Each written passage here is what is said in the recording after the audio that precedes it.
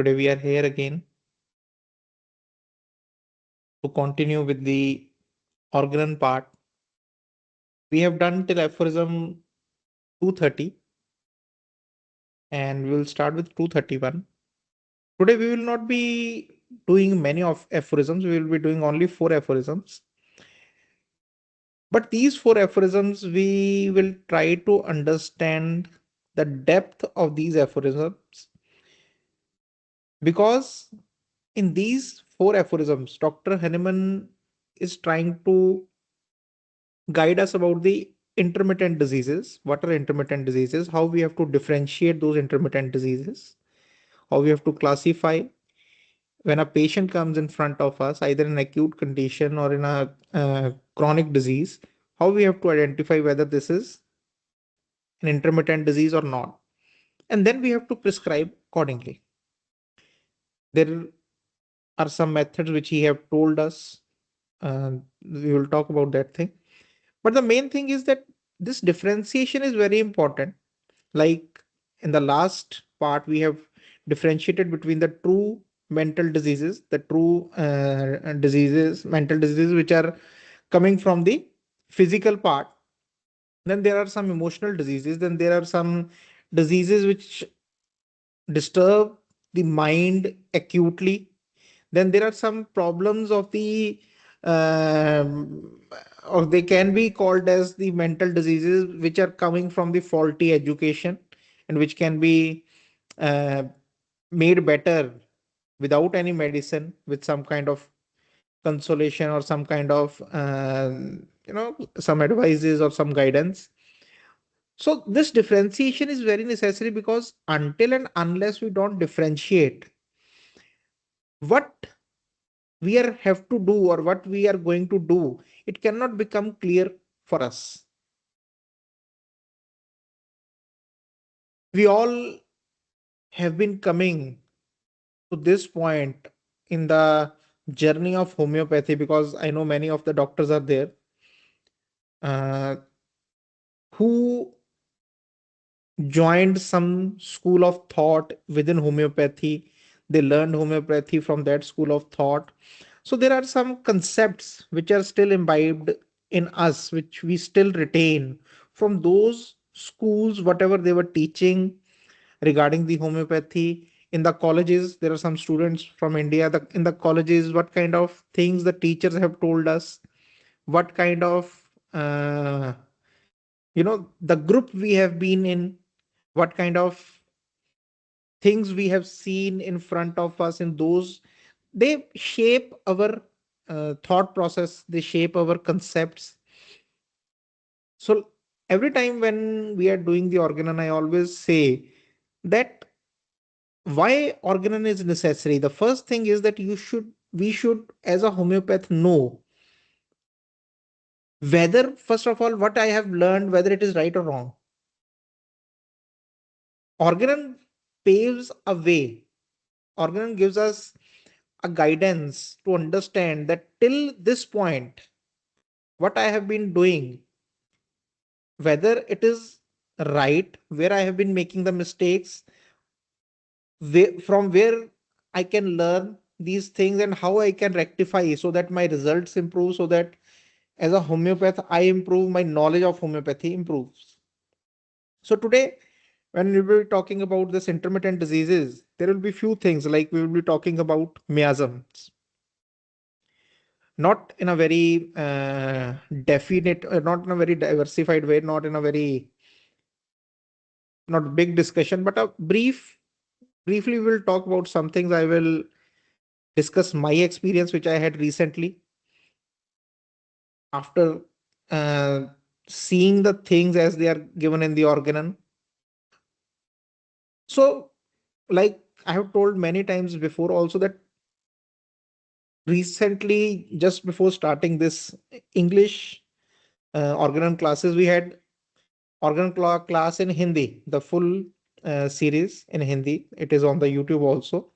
So we had that also. But when I spoke about these things at that time, and now I am speaking about the same aphorism, about the same things. many things have changed, many experiences have been added. Before that, when I used to read Organon, so if I compare to that part, because when you are practicing regularly, when you are going through uh, the literature regularly, your own intellect, your own understanding is getting upgraded. So when you are reading the same thing from an upgraded version of yourself, so the things they seem, some things which were not understood in depth, then you go again, then you are reading it again, and then you try to understand that, yes, okay, this is what is said in this aphorism. Okay, this is the what things I have seen in the patient. There I have made the mistake, or there, you can relate those things. So even maybe after 1 year or 2 years, when we will go through the organ again, then again maybe some, because it is an unending, endless source of knowledge. I will talk at the end about something, that will clear more what I'm trying to say. That this is an endless source. You can never reach the bottom of the knowledge which is given in the organon. I personally think so, because every time you find something new, every time you find something new, you go through it. Every time there is something, it comes in front of you, some new kind of knowledge, some questions which you have been looking at. So with that thing, with that understanding in our mind, we'll start with the aphorism 231. So aphorism 231: the intermittent diseases deserve a special consideration, as well those that reoccur at certain periods. So first of all, we have to understand what are the intermittent diseases. Okay. So what are the intermittent diseases? Those that reoccur at certain periods. There are certain periods when the symptoms are there, a set of symptom of a disease is there. Then there are periods where those symptoms are not there. An apparent healthy state is there. Okay. So we call those as intermittent diseases, the diseases or the symptoms which are reoccurring. One condition is reoccurring at certain periods. These periods can be associated with some time of the year, some time of the day, or some day in the week, some months. It can be according to the numbers, or like every alternate day, alternate month, alternate hour. So but there is certain periods when this thing happens. It can be seasonal, related to the seasons. It can be related to certain conditions. But yes, these things, they happen at a certain period. Like the great number of intermittent fevers, we'll talk about it in the aphorism 235 next time, that there are great number of intermittent fevers which come in this category, and the apparently non-febrile affections that reoccur at intervals like intermittent fevers. So first is the intermittent fever, then there are the non-febrile affections. Okay. There are affections, certain affections, for example, migraine, for example, headaches. Okay. They appear after certain intervals. They are appearing after certain days, after a week, after a month, something like that. Okay. So they are reoccurring at intervals like intermittent fevers, as also those in which certain morbid states. Then there is the third category, where the certain morbid states alternate at uncertain intervals with morbid states of a different kind. Then there are two morbid states, two sets of symptoms which are occurring or which are alternating with each other. There are some certain, at time there is a certain state with the symptoms of head. There is headache, there is some kind of congestion of the head with some vertigo or something like that. When it subsides after some time, there is an alternate state, maybe of the stomach. Okay, there is some pain in the stomach, some diarrhea sets in. So these are the alternate states. So they also come under the category of the intermittent diseases. So basically three types. Basically, there may be some other variations under these types, but basically one are the intermittent fevers, where a febrile condition is coming, a fever is coming. Okay, then we will talk about in 235 in detail, where there are certain stages like of heat or cold or sweat, then it subsides, patient becomes normal, then it comes again. Those are the intermittent fevers. Then the recurring non-febrile conditions, the conditions which are recurring, but they are non-febrile. They don't produce fevers, but they come in the same way. They are coming in the same way. They are recurring. They have intervals in between. There is a state where the patient is apparently healthy. Okay. Then third is the different states of diseases alternating at uncertain interval. There is not a certain interval.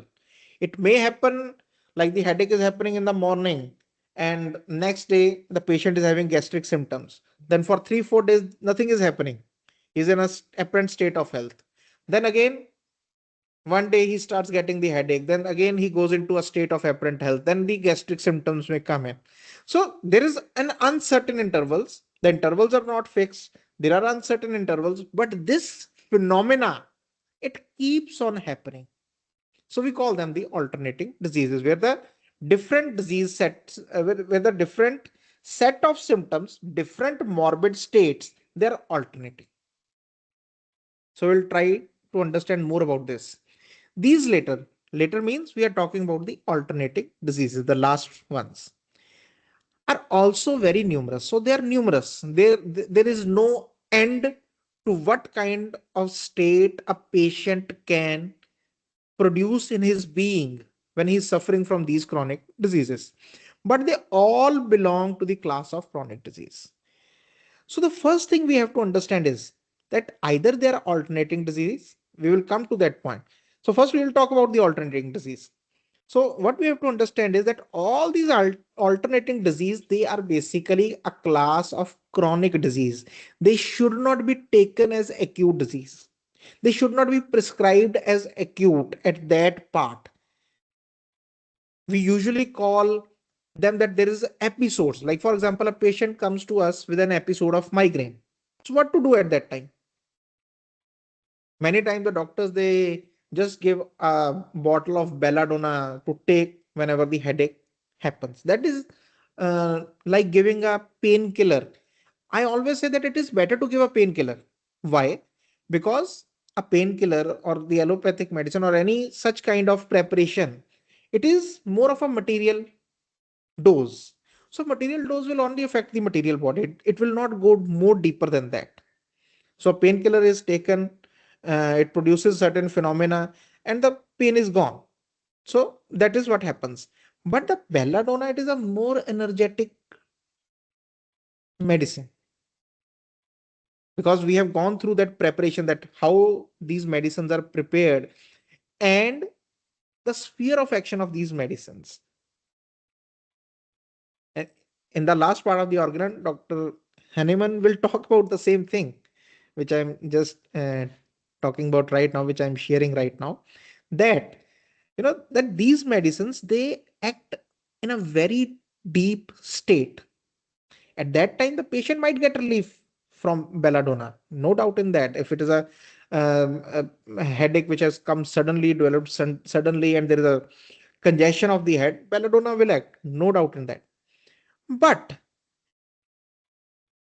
if we are giving numerous doses, excessive doses of such a medicine, it can produce many other symptoms or states in the patient, which can actually affect the patient in the long run. So, homeopathic medicine should not be used as a painkiller or as a substitute. It cannot substitute that thing. It has its own quality that they can cure. Belladonna, when prescribed in a way as it should be prescribed, it will not, it will cure that headache. That headache will not come. That is the action. Aphorism 2, it has to be cured permanently. It has to go away permanently. So, what we have to understand is that we should not prescribe in those episodes for this thing. You know, Even if you are prescribing, for example, the patient is coming to you and he is having this, if you are prescribing for that episode, keep it this thing in the mind that this is a chronic disease. I have to give an anti-psoriatic or anti-miasmatic medicine later on, like we have discussed in the part of the acute mental diseases, when they come as an acute attack for the first time they have developed. But if even the alternating diseases, if a patient is coming to us that the symptom has been going on from a quite long time, the best way is to go for an anti-miasmatic medicine for the constitutional medicine of the patient, because they all belong to the class of the chronic diseases. They are generally a manifestation of developed psora alone, sometimes but seldom complicated with a syphilitic miasm. Now, this part we have to understand. So, they are basically developed from the psora. In the mental disease, all through, Dr. Hahnemann has told that this is a development of psora. Okay, that was fine. Here, he has added something that seldom, not every time, but seldom. Seldom means rarely, sometimes. It may be complicated with a syphilitic miasm.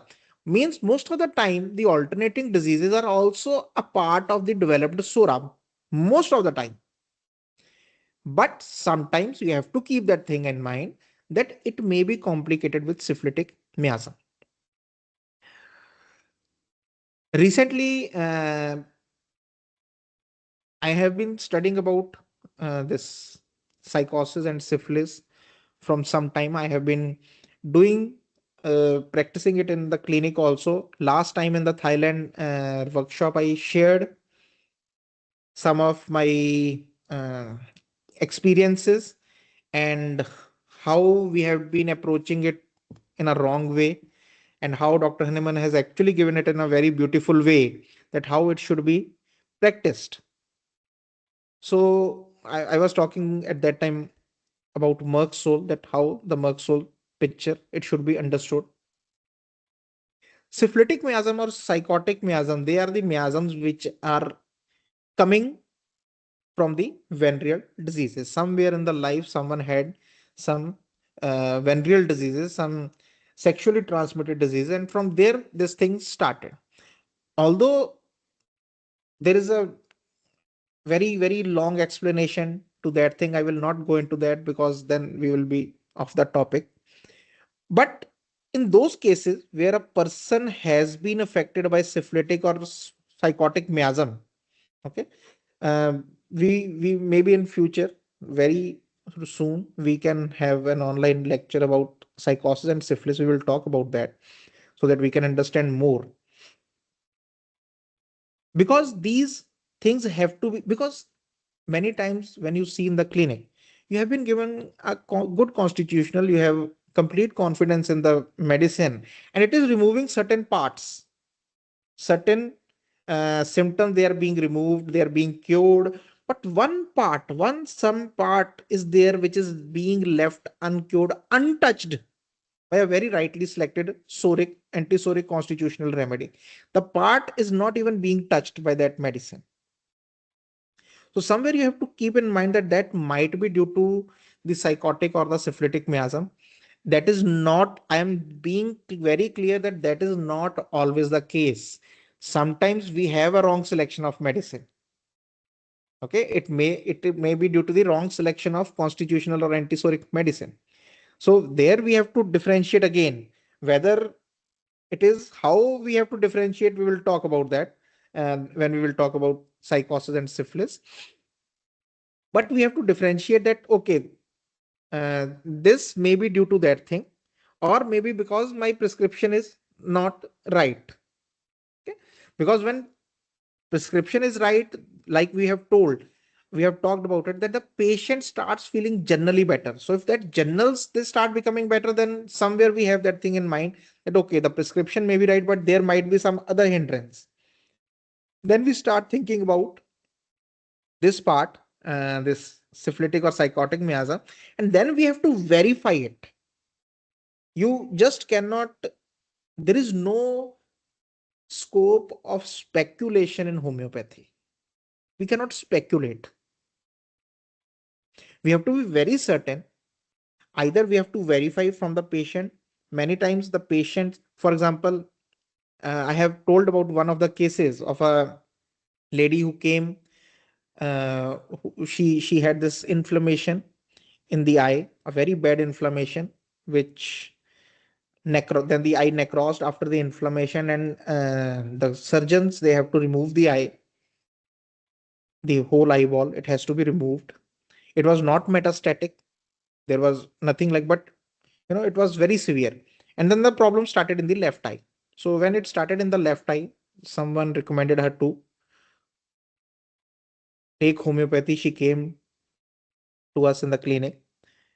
And when I saw the whole process, how, again, we will talk about that thing later. I'm not going again into that, because there are certain symptoms which can guide you, which can they can tell you that this might be a syphilitic miasm or a psychotic process is going on. There are certain symptoms. So those symptoms, they were guiding that there has to be something like this, because it cannot come like this. The sora does not come like this. So when I asked her that, okay, something like this, some venereal diseases, some symptoms, there are few urinary symptoms, urinary infectious symptoms, which she told about, the rashes. Uh, but again, it depends upon how the syphilitic symptoms will come, or the psychotic symptoms they start. There is a very different way about that thing. There are many different stages which we have to talk about, which we have to understand about this miasm. So she told, and I had this, that she did not had any of this affection directly. She was not the primary person who got affected. So then I started inquiring about the husband, that your husband, did he had any of these symptoms, like the basic symptoms of syphilis and some chancre or some itching or something like that? And she told no, he has never complained about this thing. But still I was, that no, somewhere, because sometimes those things, they point you, when you are going through those things again and again, when you have seen those things again and again, then there is an idea which is built that yes, this can be that. So I went with the some antisyphilitic medicine which was suited to for her. We gave her that medicine and she started getting better. All the symptoms of the inflammation, they were completely gone. She was losing the vision from left eye, which came back. It was reversed. She got better regarding her this thing. Then when she got better after 3 or 4 months, the husband came for his treatment, that he also wanted to take treatment. And then I started talking to him. He started telling his history.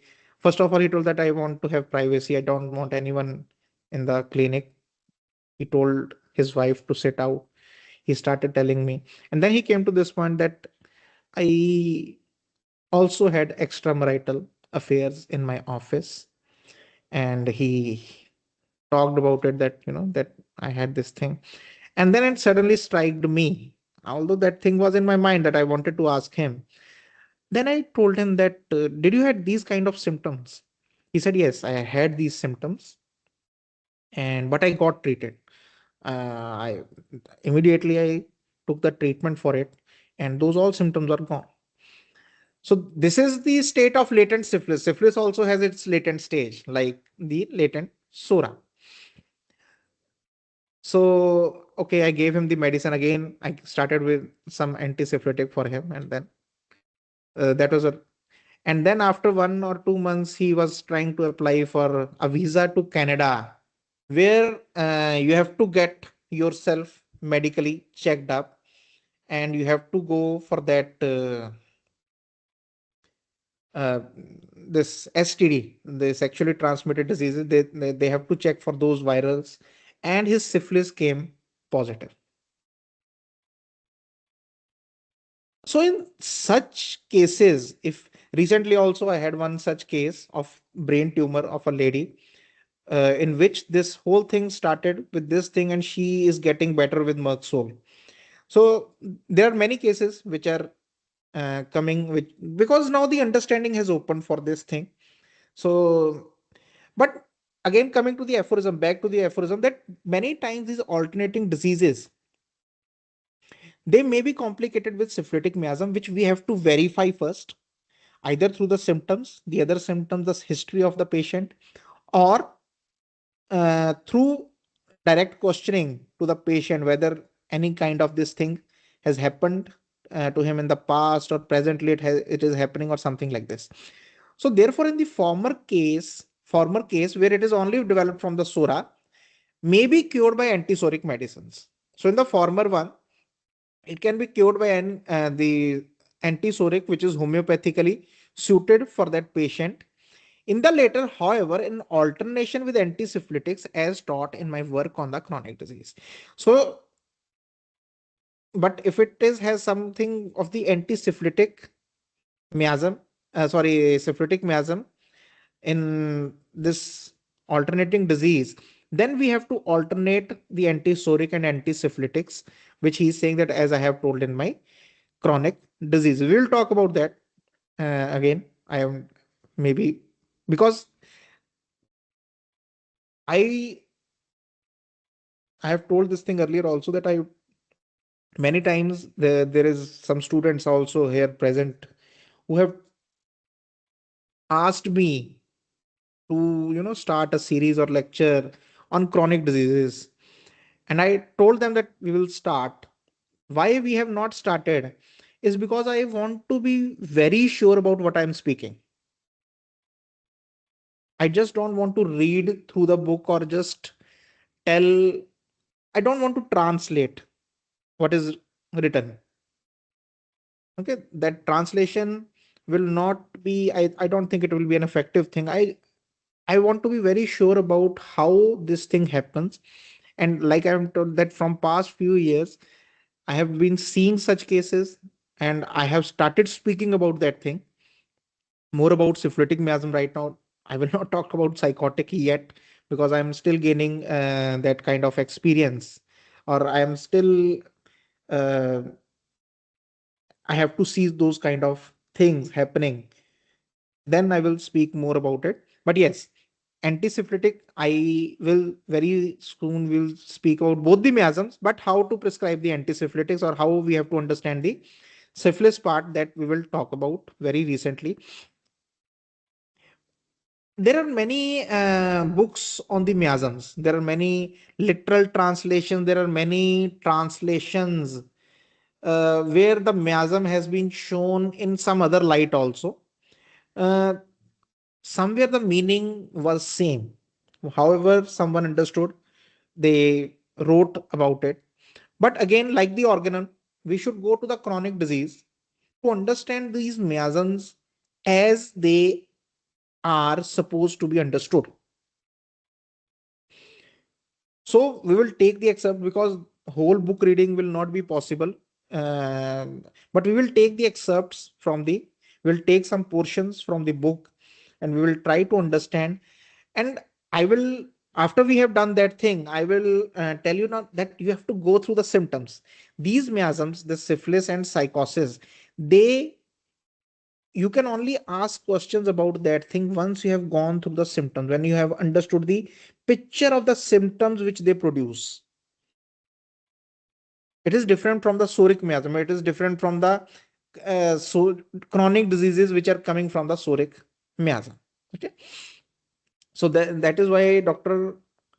Henneman, he always refers, wherever he talks about the miasms in the organ, he refers to his book on chronic diseases, because that is where he has given the whole explanation. So we'll move to the second one. But here we just need to understand this thing, that there is a group of alternating diseases which is part of the intermittent diseases, which are coming and going. They are coming and going. One set of the symptom comes, then the other set of the symptom comes, and the other set of the symptom comes. So there are these alternating diseases, which most of the times are manifestations coming from the psoric miasm, but sometimes it can be due to the syphilitic miasm also, the complication of sora and the syphilis. So footnote to aphorism 232, Dr. Henneman, he gives certain examples. Two or three states may alternate with one another. So there might be two states which are alternating. There might be three states also in certain patients. Three set of symptoms, three morbid states which are alternating. Thus, for instance, in the case of double alternating diseases, Certain pains may occur persistently in the legs. For example, where the two diseases are alternating, two set of symptoms are alternating, two states are alternating.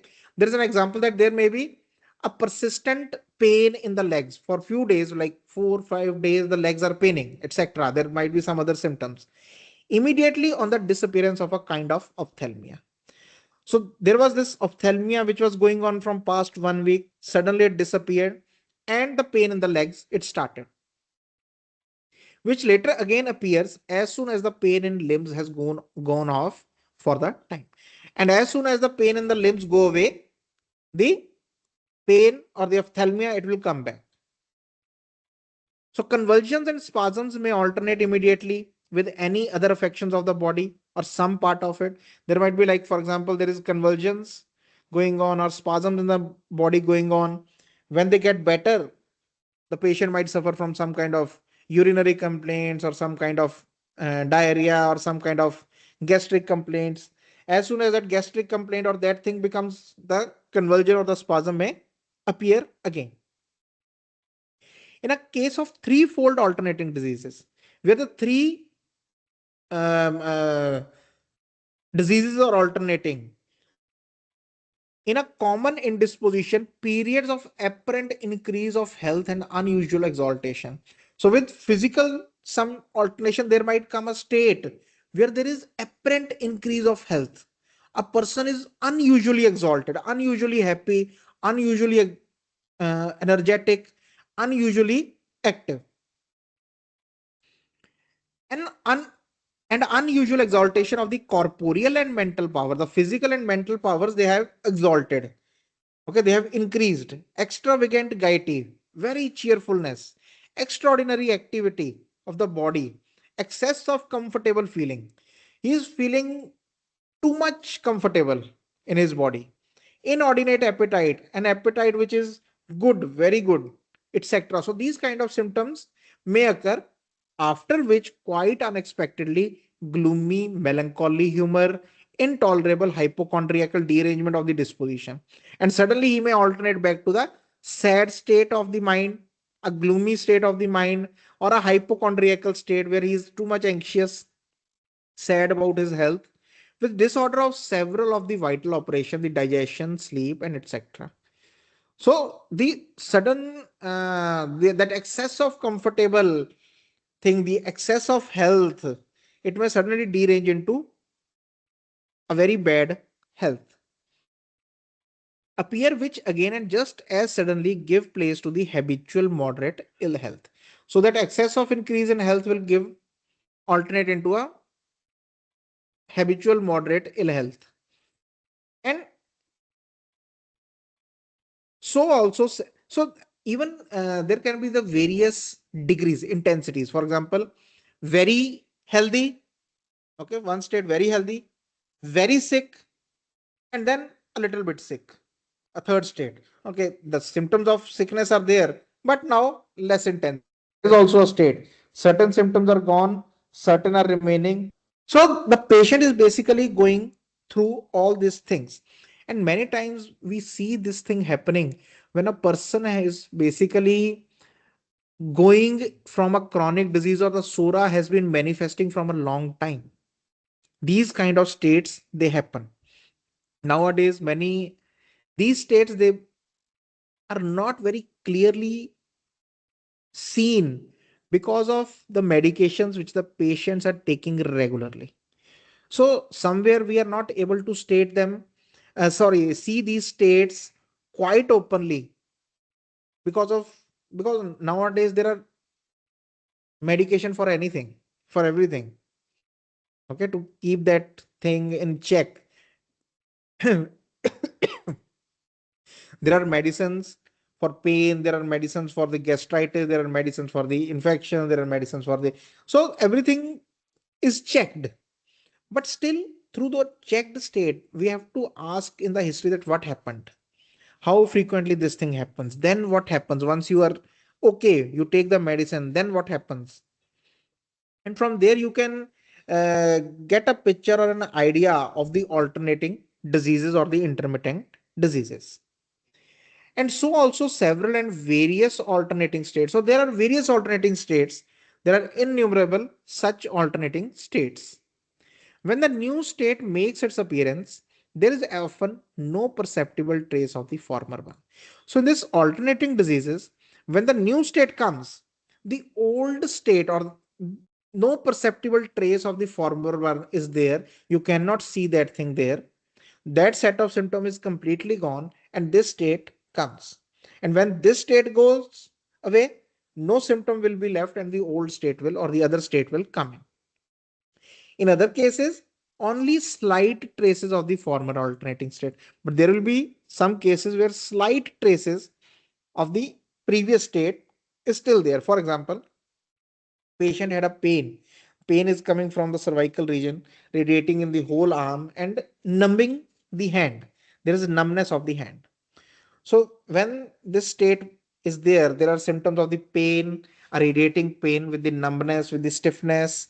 Okay, the patient feels weak in the arm.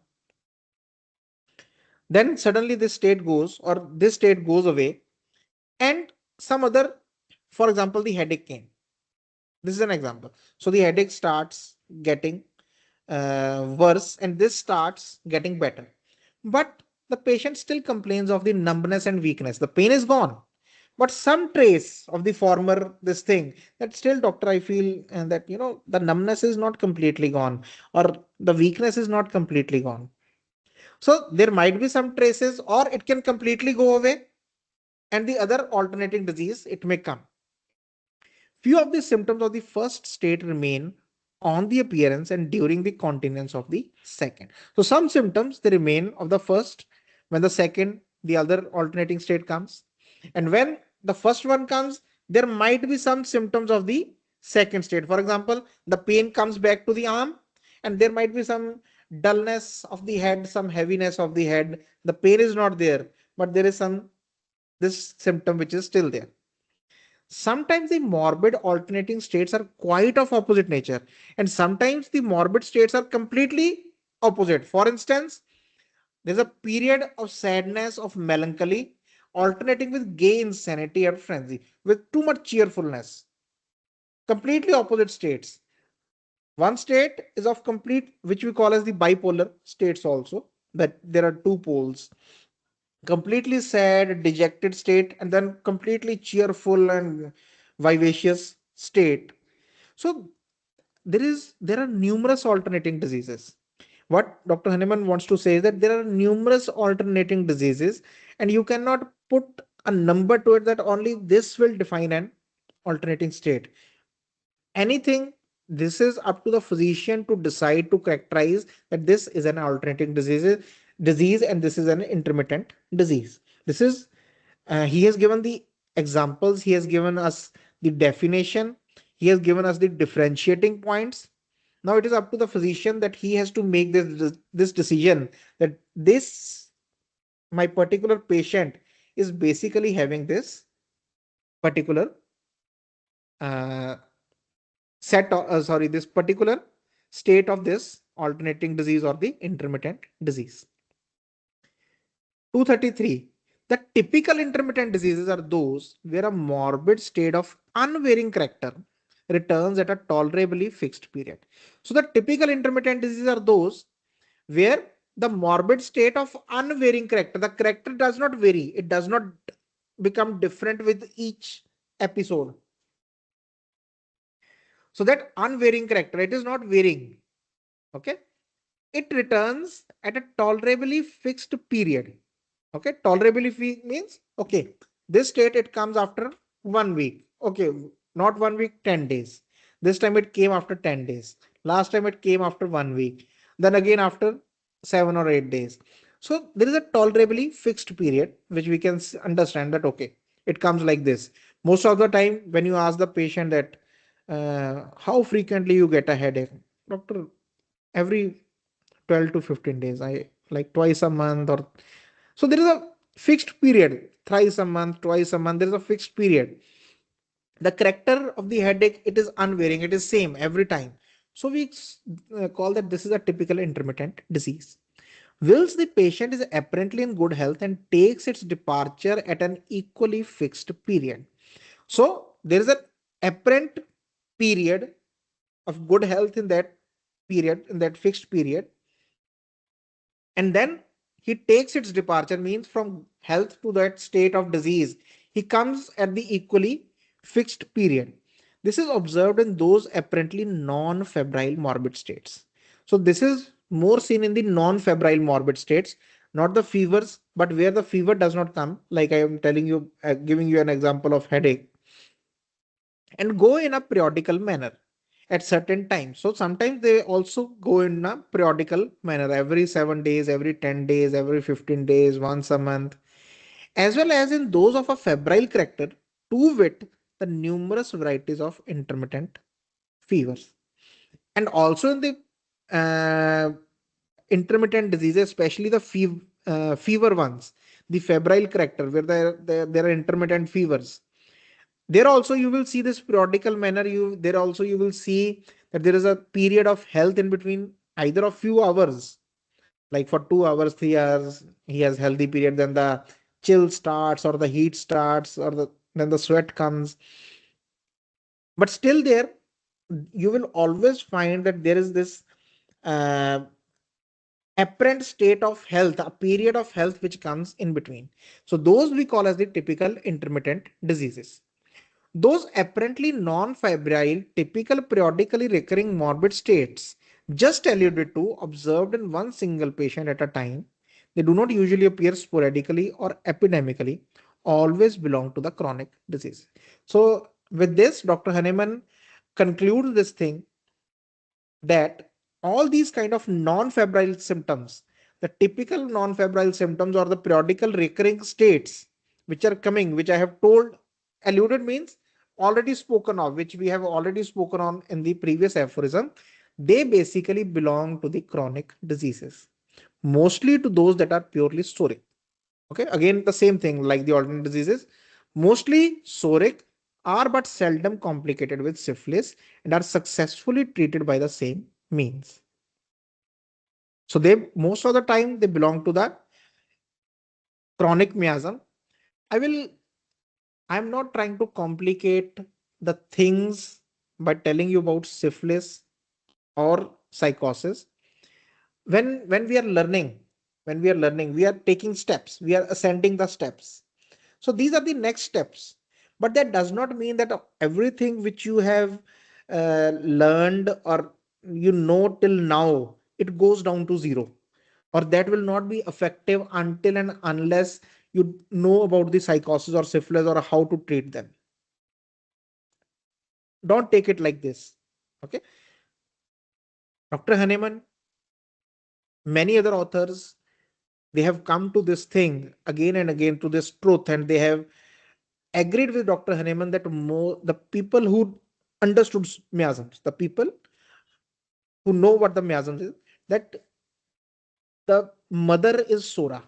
Even syphilis and psychosis, they cannot come without Sora. Yes, in certain cases, there is a specific way. I don't want to put a number to it. I don't want to put like, okay, 90% cases, 80. No, I don't want to. But the word is mostly. That mostly are purely storic. So there is no need to go into this kind of thinking, that because many times when I tell something, then sometimes it strikes to the mind, okay, that is why I'm not getting my result, because I don't know about psychosis or syphilis. This is not the case. Even if you don't know about psychosis, if you don't know about syphilis, you have a patient who has this complicated miasm in him, you are prescribing a right antisoric, a right constitutional remedy, the person will start getting better. If it is right, they will get better. So you don't need to it is just the next step in understanding. The next step. Okay. So you don't need to complicate it. Whatever you are doing, that is right. You have to understand the follow up in the same way. You have to understand whether your medicine is right or wrong. That is the first step. the constitutional medicine or the antisoric which you have given, whether it is or right or wrong, the follow-up will tell us. Okay. If it is right, go with it. If it is wrong, change it, go to a more specific one, go to the more take give the medicine which is more similar to the whole scenario of the patient. So if our prescription is wrong, that is told by the symptom, that is told by the patients. We have done the Kent's Dr. Kent's observation, the 12 observation, they are a guide. Herring's law is a guide. So those things they tell us that where the disease is moving. Okay. So this is for certain cases, few cases where something is happening, and this does not uh, like the brain is always asking for something, that okay, if this thing is not working, then there might be something which I don't know. So don't go to that point. Just understand that most of the diseases are from the soric miasm. They have to be given a constitutional remedy, an antisoric remedy, and they will get better. That is the true part. Okay. But yes, now we have to refine our knowledge. We have to take a step ahead from where we have been standing. So there comes the knowledge of syphilis and the psychosis. Okay. But still, with the syphilis and psychosis, you will again need an antisoric, a constitutional remedy, which might be alternated, which might be given in stages, okay, to cure that case. So only antisyphilitic or antisoric psychotic, it is not going to cure the case because it is basically based on Sura. Okay. So I'm just telling you this, that not complicate that thing in the mind. Just it is very clear thing. It is a very plain thing. Even if you don't understand psychosis, syphilis, it's okay. You have to just keep doing your practice. You have to keep giving medicine as the way you were giving. Okay. With time, these things they will come to you. If you are a seeker, if you want to know, these things will come to you. You will understand them. You will see them in your patients. You will start prescribing them. Many things they have to be understood with time. You cannot rush them. Okay, they come with time. They come with our own intellectual evolution, with our own spiritual evolution also. I will use that word also. Okay, not like you have to meditate, but yes, when you are learning, I will talk about that thing in the end because that is what we need to understand. Let's just finish the aphorism first. Yet it is sometimes necessary to employ as an intermediate remedy a small dose of a potentized solution of cinchona bark in order to extinguish completely their intermittent type. Now, this is something which we can add. Intermittency, this alternacy or the intermittency. Sometimes the word is sometimes again. Please give importance to these words. Yet it is sometimes necessary, not all the time, not every time, because few doctors when they you know in the past also I have seen many materia medica books, like there are so many things which are going on or told, which basically make the homeopathy very superficial science. With respect to all the doctors, all the homeopaths all over the world who have been there, who are there now, they are all striving to do homeopathy. They are doing homeopathy from their heart with love. I know that. But again, it comes down to our knowledge. What kind of knowledge we have, what kind of exposure we have got, what kind of experience we have got. I have heard this thing from many doctors, many doctors, like they will ask that, is it necessary to give Nux vomica before you start a case? Or is it necessary to give sulfur at the end of the case? This is a very superficial understanding. These all concepts are coming from neglection of these kind of words where it was written sometimes, not always. Somewhere it was written there, but the reader or the practitioner, he or she ignored that part and jumped to the conclusion that intermittent diseases means China, cinchona bark. This is not there. Dr. Hahnemann, like I have told, that he is a person who believes in telling everything, all the experience he has shared with us. So in that experience, there are sometimes, there are things which happened sometimes, which were effective sometimes. He did not ignore them, that it has affected sometimes, so I should not write it. He wrote about those things also, which happened sometimes and gave good results. He wrote about those things, but he added the word sometimes necessary. So in all the intermittent diseases, China will not help. It does not help. The people, the doctors who have been doing homeopathy from a long time and they have prescribed in such cases, they have, I have seen, I have tried, I have done in with my patients out of many times in the initial practice, when you are not trying, when you there is a certain case of intermittent fever going on, you are not finding a remedy, the first thing comes to you is to give China. Okay, done that, learned from that, it does not work. Okay, so sometimes, yes, in certain cases where you are seeing that the symptoms are going away but the intermittency is not going, symptoms have become less intensified, uh, uh, they have become, that you can see that the medicine is working, but the intermittency is not going, the episodes are still coming with few symptoms, with very less intensified states for a small period of time, but the intermittency is not breaking. In those certain cases, you might need China in order to extinguish completely their intermittent type, because whatever the medicine we are giving, it is not able, or it is not sufficient to break that intermittency. Again, you have to understand this thing, that whatever remedy is right for that state, okay, if it is right remedy, the symptoms have to diminish in such a case. The sometime case, the symptom has to diminish. If the symptoms are not diminishing, no apparent amelioration is coming, that simply means that the remedy is not right. And most of the remedies, if you go into the repertory, if you see the intermittent fevers, you see all the polycrest remedies there, that they have the power to break down this intermittency. But then there are certain states, there are certain symptoms, there are certain constitutions. When you are giving the right remedy, the medicine is able to decrease the intensity, it is able to decrease the disease of the patient. But the intermittency, the episodic, sometime, some symptom or some few part of the symptom. For example, I told you that this, we'll take the same example, the headache and the numbness. Now you give certain remedy and it decreases the symptoms to, like, very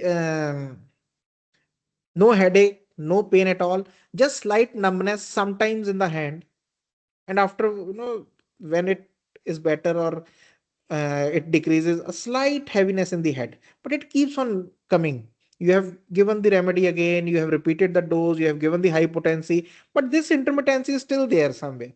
There the China will cure the case, it will break that intermittency, because now the symptoms are subsiding, the disease is going away. Only thing which is holding down the disease is the intermittency, that tendency of intermittency in the patient. So that tendency of intermittency, there the China is helpful. Okay, so again, because we have to understand carefully this thing, so don't take it that every intermittent disease or everything the China has to be given in the end, or in the starting, or in the middle, or if the medicine is not working. If the medicine is not working, Dr. Kent's observation says the medicine does not produce any change, it's the wrong medicine. If it does not produce any change, then you have to see a new medicine. So this is about the intermittent diseases.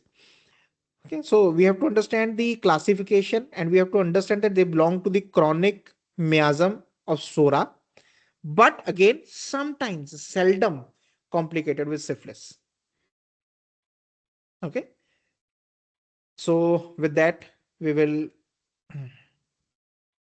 conclude the part of the aphorisms. The thing which I was talking about earlier, this thing about that when I was saying that you have to be evolved, anything which is true, like which is true to the experience. I'm not saying true in the meaning of knowledge or how many people have verified it. If 10 fools verify something, that does not make it a truth.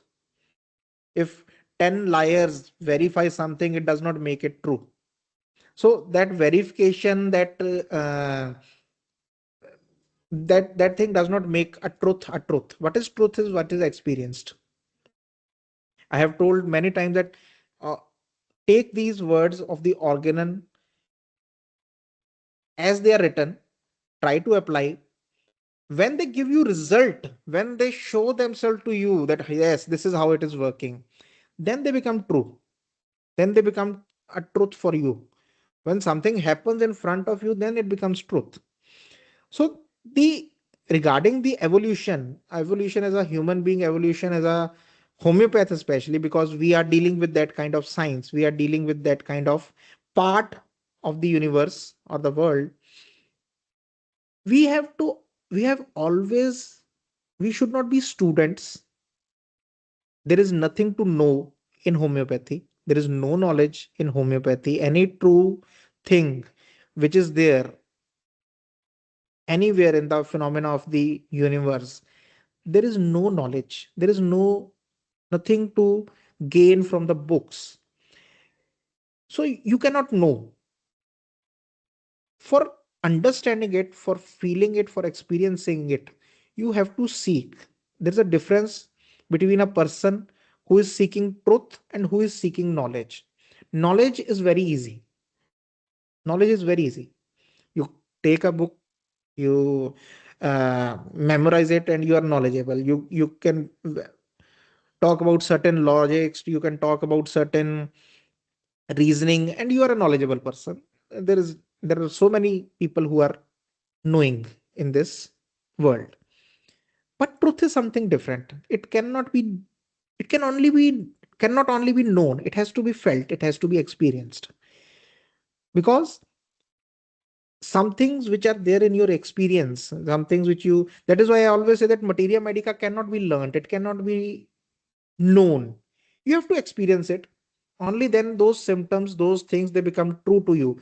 Recently I have encountered, I'm just giving an example, encountered, I have been reading floric acid from past 15 years, more than 15 years.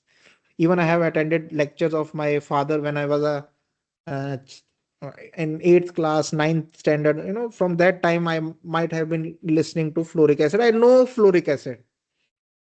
Theoretically I know floric acid.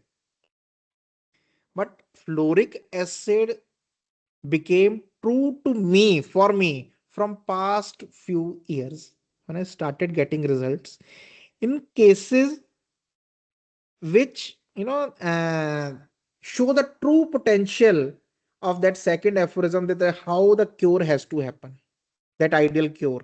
Then the floric acid became a truth for me.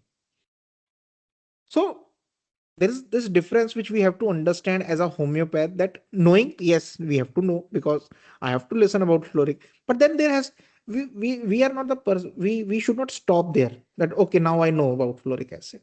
Yes, you know about floric acid, but you don't know the truth about it. You have the knowledge of the floric acid, we have the knowledge of some certain things, of certain aphorisms, but are they true to you or not yet?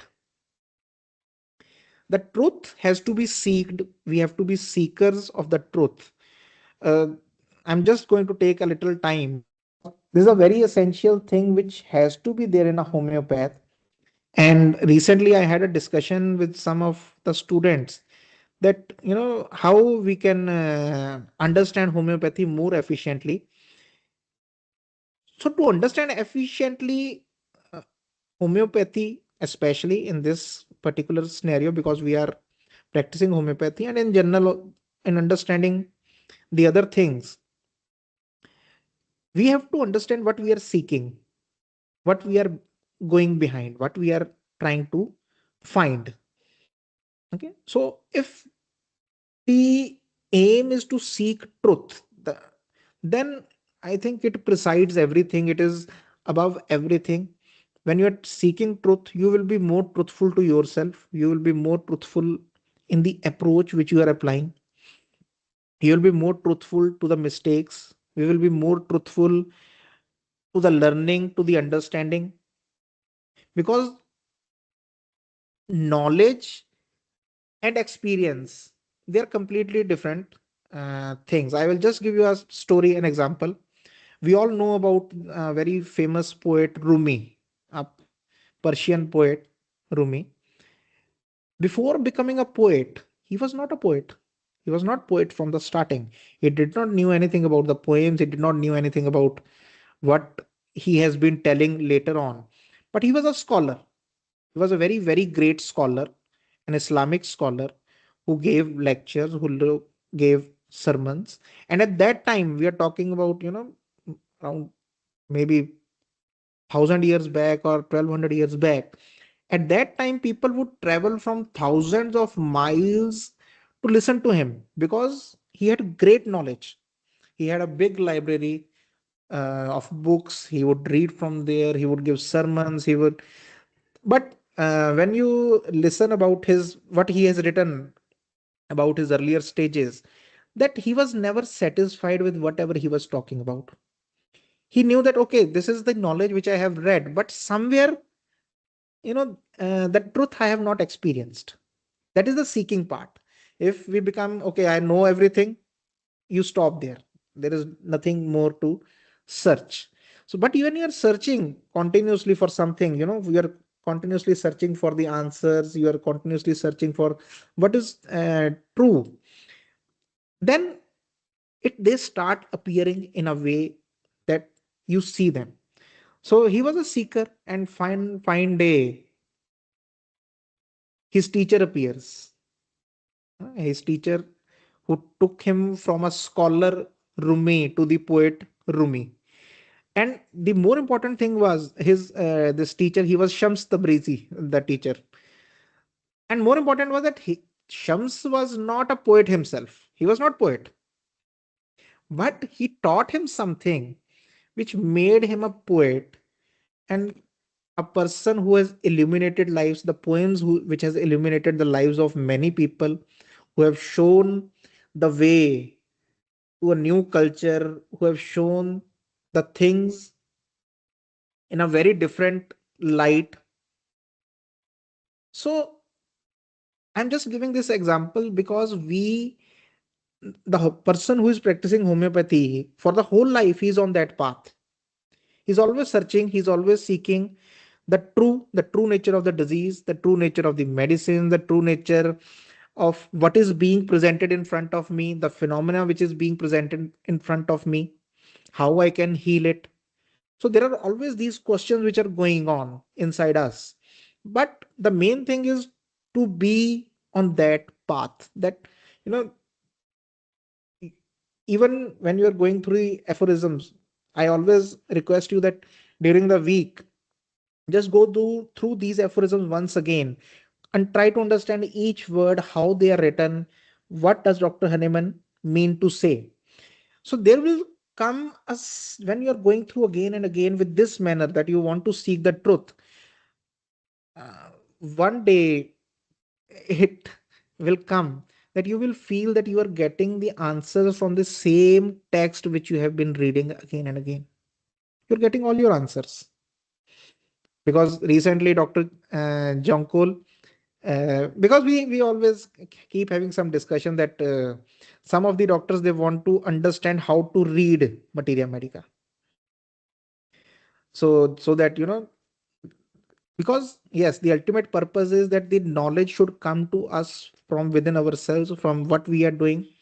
Okay, someone can show us the way, but after the way is shown, it is us who have to walk on that path.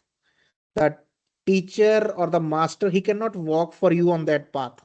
The master or the teacher, he can just show you that this is the path, these might be the obstacle, this is what you might experience, this is what you might go through, but you have to walk on it. So I always say that for this to come in that kind of understanding, that it should go deep in us, the homeopathy as a science, as a subject, because we say that homeopathy is science and an art. Art has to be felt. There's a painting in front of you. You cannot tell that how much red color is used, how much yellow color is used. I cannot tell you about a painting by describing from my words that there was a red color in that, there was an orange color in that, there was a yellow color in that, some part of that was white, some. I cannot explain to you. If I say that there were clouds, there were rivers, there were hills, it is a very vague description of that. Art has to be felt. It has it The true nature of art comes when you go deep into that thing, when everyone cannot understand art. That is also the thing. Why? Because they don't have that kind of soil, because they don't have that kind of what you say, a mental or a spiritual way of looking at art. There are four persons who are standing at a place and they are seeing the mountains in front of them. The one person is okay with it, and there is one person who says wow. So that wow person is the one who came very close to understanding that thing which was in front of that thing. So anything which is art, anything which is natural, anything which is like that, it can only be felt. That is why I many times I have to say this thing, that homeopathy cannot be understood from a material mind. It comes very difficult to a material mind. The people who completely understand the material world and they don't have any you, even in your patients you will see this thing. The people who are very materialistic in their approach, who completely are relying on the material world, they will very rarely come to homeopathy. Okay? So many times I say this thing also to, that they do not believe. Like someone tells me that, I have told them that to come to homeopathy, but they do not believe. So I always say that, okay, when, somewhere there, they will be fortunate enough to come, then they will come. Because that is also a part of, sometimes around this thing. Okay. So the main thing is that we for to understand homeopathy, this is a main thing, that we have to be seeker of the truth. We have to have this thing in our deep in our disposition, deep in our mentality.